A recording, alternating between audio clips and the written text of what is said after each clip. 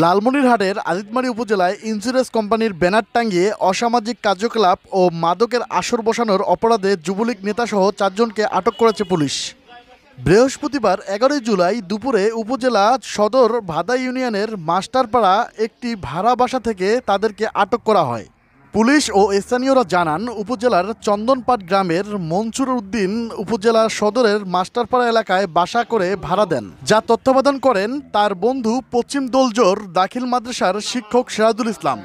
নির্জন এলাকায় 4 রুমের বাসাটি চলতি মাসে ভাড়া নেন মাসুমার স্বামী ইরশাদ আলী। সেখানে NRB Islamic life insurance company Ajitmari শাখা অফিস হিসেবে ব্যানার টাঙানো হয়।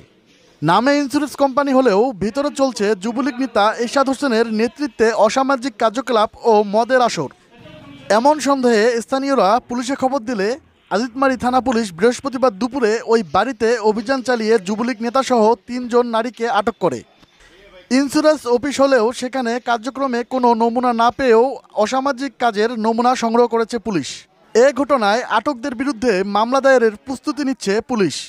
ওই বাসার তত্ত্বাবধায়ক মাদ্রাসার শিক্ষক সিরাজুল ইসলাম বলেন, তারা ইন্স্যুরেন্সের অফিস করতে পুরো বাসা ভাড়া নিয়েছিলেন। মালিকদের সঙ্গে ফোনে কথা বলে, তবে তাদের সঙ্গে কোনো চুক্তিপত্র হয়নি। আজিতমারী থানার ভারপ্রাপ্ত কর্মকর্তা ওসি তদন্ত রফিকুল ইসলাম বলেন, আটকদের সবাই ইতিপূর্ব থেকে অসামাজিক কাজে জড়িত ছিলেন। তারা ইন্স্যুরেন্স কোম্পানির ব্যানার লাগিয়ে নির্জন এ বাসা ভাড়া নিয়ে অসামাজিক কার্যক্রম চালাতেন। তদন্ত করে আটককারীদের বিরুদ্ধে ব্যবস্থা নেওয়া হচ্ছে। KL Bangla news, Lalmonirhat.